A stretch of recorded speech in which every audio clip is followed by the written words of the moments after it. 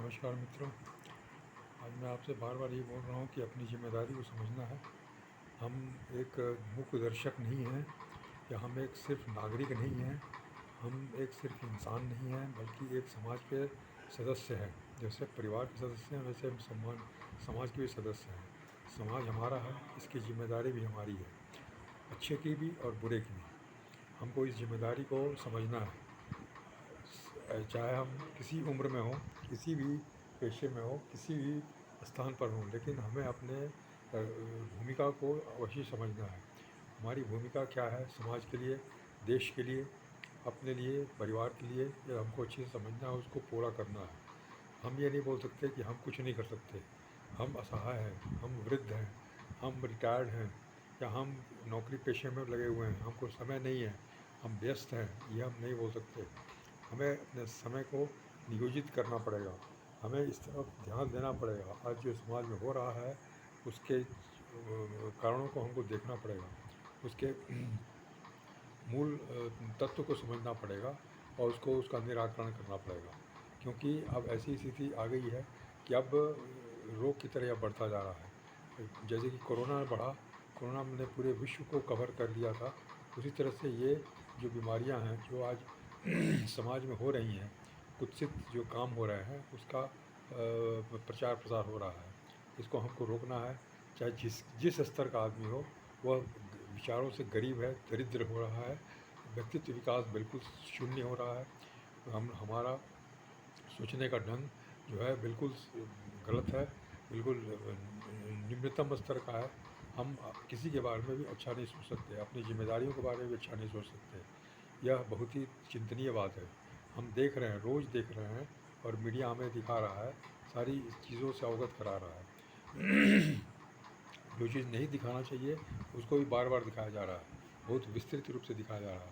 इसलिए ये हमारे दिलो दिमाग पर यह इसका महत्व समझना है कि हमें क्या करना है। हम इसको बर्दाश्त करते रहेंगे या इसको ठीक करेंगे। हम किसी भी बहानेबाजी करें, यह हम उससे बच नहीं सकते, और इसका असर आज नहीं तो कल हमारे ऊपर पड़ने वाला है। दुष्प्रभाव हमारे ऊपर पड़ेगा ही।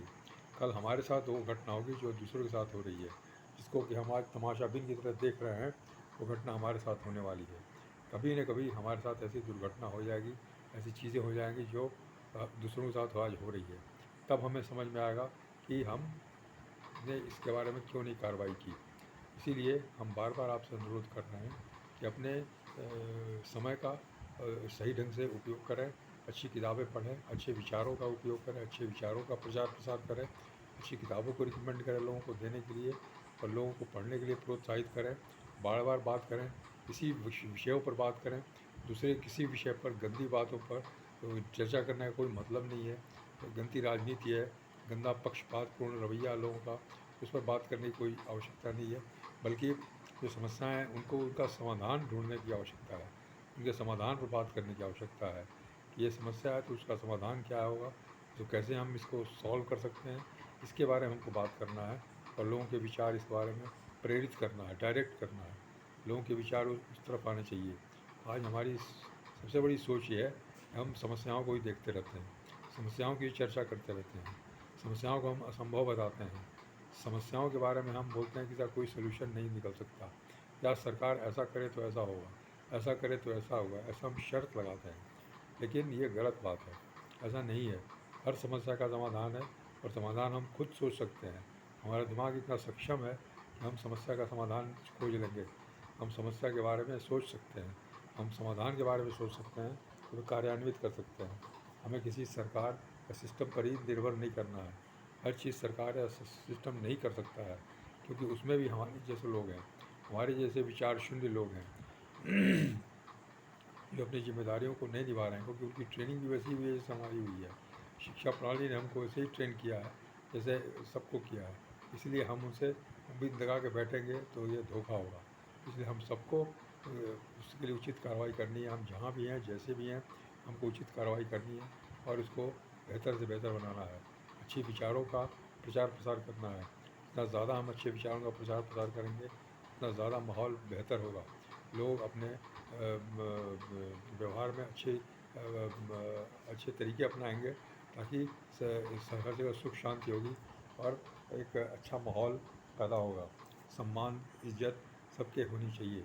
सबको सम्मान का अधिकार है, सबको इज़्ज़त का अधिकार है, सबको संबंधों का अच्छे संबंध होने चाहिए, सबको सहायता करनी चाहिए ताकि सब लोग अच्छा फ़ील करें।